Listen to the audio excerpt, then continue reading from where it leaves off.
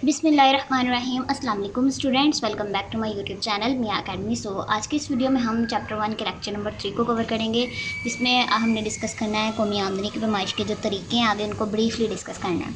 अच्छा, पिछले लेक्चर में अगर आपने देखा हो तो ये मैंने कंप्लीट आपके साथ डिस्कस किया था कि ये 3 किस्में हैं, इनमें बी के एमसीक्यूज़ में आ जाएँ और मैंने मार्क करवा दिया था। अगर वीडियो अच्छी लगे तो वीडियो को लाइक करना है, और किसी चीज़ की ना समझ आए साथ साथ आपने कमेंट करते जाना है वीडियो के नीचे, ताकि मैं साथ साथ आपके जो पॉइंट्स को क्लियर करती जाऊँ।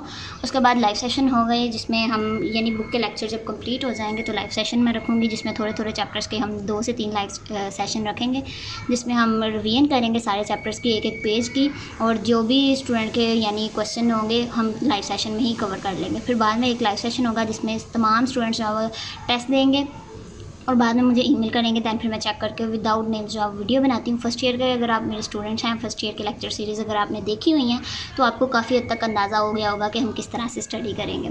उसके अलावा पेयरिंग स्कीम, पेपर पैटर्न, और उसके अलावा पेपर प्रेजेंटेशन की वीडियो जो अब ऑलरेडी मैंने उसमें डिस्कस की हुई है फर्स्ट चैप्टर में।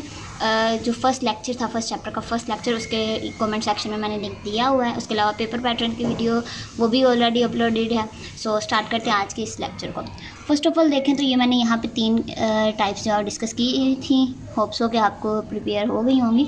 अच्छा, ये 3 टाइप्स हैं इसकी, यानी पैमाइश, कौमी आमदनी की जो पैमाइश के हैं ना उसके 3 तरीके हैं, पैदावार का तरीका, आमदनी का तरीका और अखराजात का तरीका।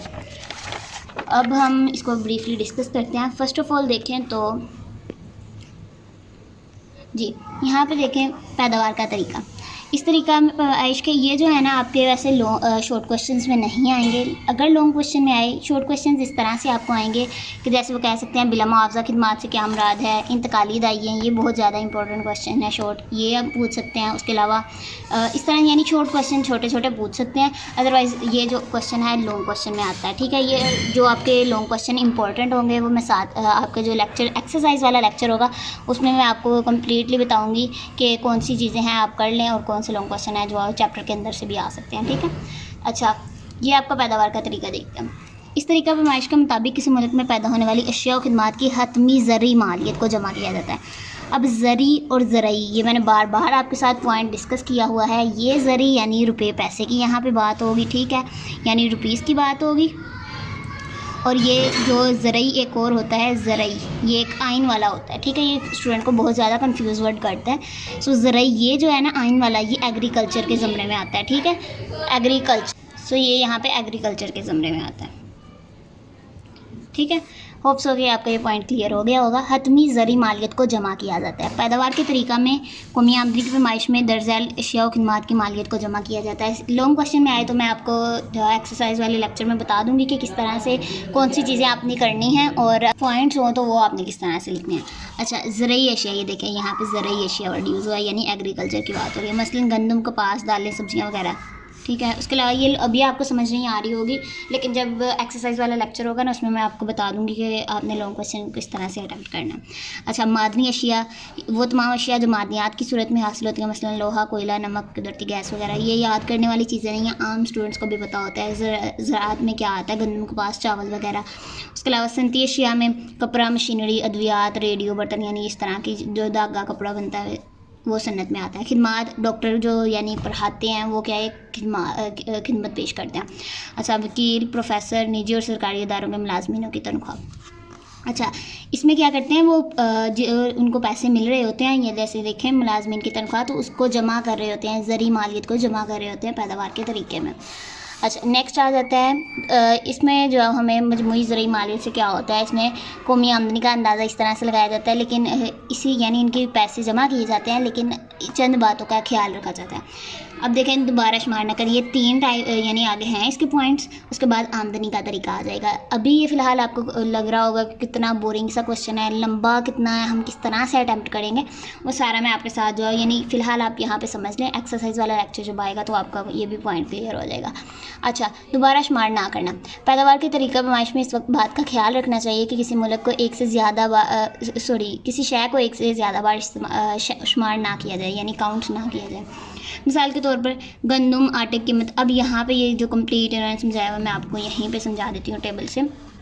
अब देखिए आपने क्या किया कि डायरेक्ट आपने जाके क्या किया यानी जब ये एक चीज़ प्रॉपर बन गई ना टोटल, हमने ये देख लिया कि ये जो है वो 14 रुपये की है, ठीक है। अब वो अब 14 रुपये की ये नहीं है, बल्कि उन्होंने क्या कहा था, ये 5 रुपये की टोटल बनी है एक चीज़, ठीक है। फॉर एग्ज़ाम्पल कोई और ही चीज़ है, यानी फॉर एग्ज़ाम्पल अगर हम बाज़ार जाते हैं, फॉर एग्ज़ाम्पल ये पेन नहीं है, ठीक है, ये 5 रुपये का बना है, लेकिन यहाँ पे वो ज़राअत की मिसाल दे रहे हैं, सो हम इसी तरह गंदम पे आएंगे।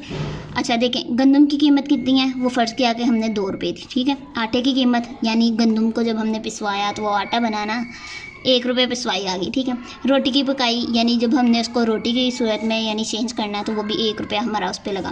फ़रोख्तकार का मुनाफा, जब यानी हम यानी बेच रहे हैं फॉर एग्ज़ाम्पल, या फिर हम ख़रीदने जा रहे हैं, तो वो जो हम ख़रीदेंगे जिससे, वो भी तो अपना मुनाफा रखेगा ना, वो 1 रुपया हो गया। अब ये कितने हो गए, 2 1 1 5, ठीक है। ये 5 रुपये टोटल हो गए, यानी हमने एक बाज़ार से रोटी लेने गए हैं, वो हमें 5 रुपये की मिली है। अब वो क्या करेंगे, दूसरी तरफ देखें तो अगर हम बार बार उसको काउंट करते हैं, फॉर एग्ज़ाम्पल जैसे देखें गंदम की कीमत कितनी थी, 2 रुपये, आटे की कीमत यानी 1 रुपया और हमने लगाया था, लेकिन उन्होंने क्या किया, 2 और 1 इन दोनों को जमा करके यहाँ पे 3 लिख दिया, ठीक है। उसके बाद रोटी की पकाई की कीमत, ये 1 डाल के 2 1 1, यानी ये भी 4 लिख दिया यहाँ पे। उसके बाद फ़रोख्तकार का मुनाफा, ये इनको भी काउंट किया और 1 रुपये को भी काउंट किया, यहाँ पे 5 लिख दिया। अब इन सब को जब हम टोटल करेंगे तो वो 14 रुपीज़ बनता है। इस तरह देखें तो असल में कीमत जो है वो 5 रुपये थी, लेकिन यहाँ पे अगर डिफरेंट यानी स्टेप्स पे हम काउंट करते हैं किसी चीज़ की वैल्यू को, तो वो कितनी ज़्यादा बड़ी बन जाती है। सो हमने दोबारा यानी बार बार शुमार उसे नहीं करना, ये यहाँ पर इस बात का ख्याल रखना है। यही उन्होंने सारा जो है यहाँ पे एक्सप्लेन किया हुआ। उसके बाद नेक्स्ट आ जाता है बिला मुआवजा खिदमात। अब ये भी यानी ये शॉर्ट क्वेश्चन में आता है, बहुत मज़े का यानी ये है अगर शॉर्ट क्वेश्चन में आ जाए तो। फर्स्ट ऑफ ऑल देखें तो हमें बताया कि जा रहा है बिला मुआवजा खिदमात, मसलन उस्ताद का अपनी बेटी या बेटे को पढ़ाना, अपने कपड़े खुद इस्त्री करना। फॉर एग्जांपल अगर मैं जो है वो अपने कपड़े खुद इस्त्री कर लेती हूँ तो इसके बदले में मुझे किसी को रुपए पैसे तो नहीं ना देने पड़ते, ये बिला मुआवजा खिदमात है। जूते पॉलिश कर लेना, अपने घर के बगीचा में फल और सब्जियाँ वगैरह लगाना, सब्जियाँ उगाकर इस्तेमाल कर लेना वगैरह, महज रज़ाकाराना तौर पर अपने यानी अपनी ख्वाहिश के तौर पर अपनी ज़ात के लिए अपनी तफरीह तबाह की खातिर सर अंजाम दी जाती है। लिहाजा इन खिदमात के मुआवज़ों को का अंदाज़ा लगाना जो मुश्किल हो जाता है। इसीलिए कौमी आमदनी की पैमाइश करते वक्त इन खिदमात की कदर कीमत को जो शुमार करने में क्या होता है, मुश्किलात का सामना करना पड़ता है। ये एक शॉर्ट क्वेश्चन है, सो आपने इसे मार्क कर लेना है। कोई भी क्वेश्चन हो, कोई क्यूरी हो, कोई कन्फ्यूजन हो, सो आपने लाजमी साथ साथ पूछना है ताकि मुझे भी पता चले स्टूडेंट्स को कितनी समझ आ रही है। कमेंट लाजमी किया करें, ठीक है, इससे मुझे पता चलता रहता है। जिनको समझ आ रही होती है वो भी डन नीचे लिख के जाया करें, जिनको नहीं आती वो अपना पॉइंट क्लियर यहाँ पे करवा लिया करें, ठीक है।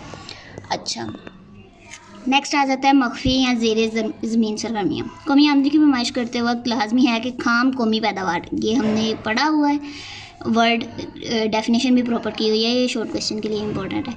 खाम कौमी पैदावार की मालियत का अंदाज़ा लगाते वक्त तमाम अशिया खिदमात की ज़री मालियत बशमूल ज़ेर ज़मीन या मख्फी अशिया खिदमात की मालियत को भी जमा किया जाता है। अब क्योंकि बसा औक़ात ये आप रहने दें, ठीक है, ये सिर्फ पढ़ने वाली चीज़ें याद, यानी सिर्फ एक दफ़ा अगर आप पढ़ लें, आपकी सेल्फ राइटिंग अच्छी है तो बहुत ही ईजी लॉन्ग क्वेश्चन है ये आपका, ठीक है।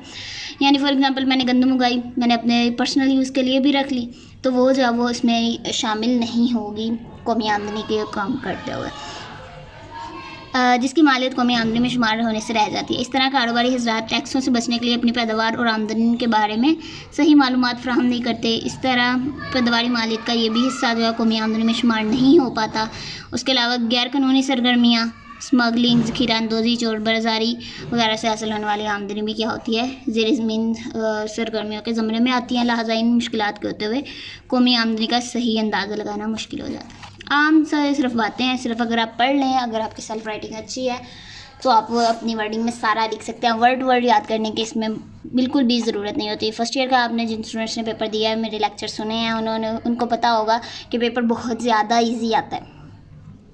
अच्छा, नेक्स्ट आ जाता है आमदनी का तरीका। कौमी आमदनी की पैमाइश के ये जो आपकी बुक है ना, ये सेकेंड ईयर की, ये थ्योरी बेस है ज़्यादातर, और कुछ बातें हैं यानी जो समझने वाली हैं। सो आपने इसको अच्छे तरीके से करना है क्योंकि ये सेकेंड ईयर के जो बुक है ना, ये बहुत ज़्यादा ईजी है और इसमें ज़्यादा मार्क्स आते हैं as compare to first year. दोनों में यानी जितनी मेहनत करोगे उतने ही मार्क्स आएंगे, लेकिन थ्योरी बेस है, जिनको थ्योरी समझ आती है उनके इसमें अच्छे मार्क्स आएंगे, जिनको फर्स्ट ईयर की अच्छी लगती थी उसमें मार्क्स अच्छे आएंगे। अच्छा, इस तरीके में तमाम आमलीन पैदाइश के साल भर के मुआवज़ों की मजमूई मालियत का अंदाज़ा लगाया जाता है। मसलन एग्ज़ाम्पल आपने लाजमी देनी है शॉर्ट क्वेश्चन में। साल भर का ज़मीन का लगान, मज़दूरों की उजरत, सरमाया कर्जा पर देने वालों को हासिल होने वाला सूद और हाजिरीन को मिलने वाले मुनाफाजात को जमा कर लें तो कौमी आमदनी के मुसावी होगा, यानी बराबर होगा। दर हकीकत ये तरीका भी पहले तरीके से मिलता जुलता है, लेकिन पहले तरीका में हमने क्या किया था, पैदावार की कीमतों की मजमूई मालियत को कौमी आमदनी कहा था। लेकिन यहाँ पे हम क्या कर रहे हैं, और ये कीमतें अशिया और खिदमात पैदा करने वाले आमलीन पैदाइश को लगान, उजरत, सूद और मुनाफा, ये हमने फर्स्ट ईयर में सारे पॉइंट्स क्लियर किए हुए हैं, की सूरत में हासिल होती है। इसलिए दोनों तरीक़ों में एक ही पैदावार को मुख्तलिफ अंदाज में शुमार किया जाता है। नेक्स्ट आ जाता है हमारा इंतकाली अदाइयाँ। ये आपको मैंने यहाँ पे प्रीवियस भी समझाया था, शॉर्ट क्वेश्चन के लिए इम्पोर्टेंट है और बहुत ही इजी शॉर्ट क्वेश्चन है। अगर आपने गौर किया हो यहाँ पे पेज नंबर 5 पे, ये भी हमने यहाँ पे मैंने आपको मार्क कराया था कि शॉर्ट क्वेश्चन के लिए इम्पोर्टेंट है। ठीक है, आप वो कर लें अगर इजी लगता है, या फिर ये कर लें। ठीक है, ये वो आमदनी होती है जिसके लिए कोई पैदावारी काम नहीं किया जाता, मसलन पेंशन, वज़ाइफ, पॉकेट मनी हो गई, हमारी ज़कात, खैरात, अनाम या गिफ्ट्स वगैरह। ठीक है, अब इन तमाम आमदनियों से पैदावार में इजाफा नहीं होता, इसलिए कौमी आमदनी में शुमार नहीं किया जाता। अच्छा, गैर कानूनी आमदनी, ये यानी हम जो करते हैं आम हमारे माशरे में है, गैर कानूनी सरगर्मियाँ जैसे रिश्वत, चोर बाज़ारी, ज़ख़ीरा अंदोज़ी, स्मगलिंग, ये सारी क्या होगी, गैर कानूनी आमदनी। अखराजात का तरीका नेक्स्ट आ जाता है, थर्ड हमारा पॉइंट। इस तरीका पैमाइश के मुताबिक मुल्क के तमाम बाशिंदों की मुख्तलिफ अशिया और खिदमात पर होने वाले अखराजात को जमा किया जाता है, और जिसमें कौमी आमदनी की पैमाइश होती है। इसको 4 हिस्सों में तकसीम किया जाता है, वो देख लेते हैं। अच्छा, ये आपको शॉर्ट क्वेश्चन में पॉइंट आते हैं चारों ही, सो आपने इनको अच्छे तरीके से याद कर लेना है। अखराजात के तरीके में कौन कौन से पॉइंट आते हैं, इनको किस पॉइंट्स में तकसीम किया जाता है, सो ये आपका शॉर्ट क्वेश्चन है। अच्छा, ये कौन कौन से हैं, निजी सरफी अखराजात, इनको आप एज इट इज़ यही याद कर लें, क्योंकि आगे एक्सप्लेन करने की काफ़ी ज़्यादा ज़रूरत नहीं, सिर्फ शॉर्ट क्वेश्चन के लिए आते हैं, चारों पॉइंट्स याद कर लीजिएगा। निजी सरफी अखराजात, निजी सरमायाकारी के अखराजात, सरकारी सरफी और सरमायाकारी खर्च और बैरूनी शोबे के अखराजात। कोई भी पॉइंट क्लियर ना हो सो आपने साथ साथ पूछना है। इस तरीका में ये ख्याल रखना ज़रूरी है कि किस शय पर आने वाले अखराजात को सिर्फ एक ही दफ़ा शुमार किया जाएगा। मसलन एक शय कोई ख़रीदता है और दोबारा दूसरे शख्स के हाथों फ़रोख्त कर देता है, तो इस लेन देन को सिर्फ एक दफ़ा गिना जाएगा, वरना आमदनी का अंदाज़ा दुरुस्त नहीं होगा। नेक्स्ट आ जाता है आपके कौमी आमदनी का दायरा बहाव। अब ये जो लेक्चर है हम यहाँ से लेक्चर 4 में डिस्कस करेंगे, अदरवाइज़ लेक्चर 5 जो होगा हम लेक्चर 4 में सरफी और ये इनके पॉइंट्स को डिस्कस कर लेंगे। शॉर्ट क्वेश्चन के लिए बहुत ज़्यादा इंपॉर्टेंट है, और जब ये हम कंप्लीट कर लेंगे तो लेक्चर 5 में हम इसको और लास्ट वाले टॉपिक को डिस्कस कर लेंगे। होप्स हो कि आपको वीडियो पसंद आए। अगर वीडियो पसंद आए तो वीडियो को लाइक कर दीजिएगा, चैनल को लाजमी सब्सक्राइब करिएगा, दुआओं में याद रखिएगा। टेक केयर, अल्लाह हाफिज़।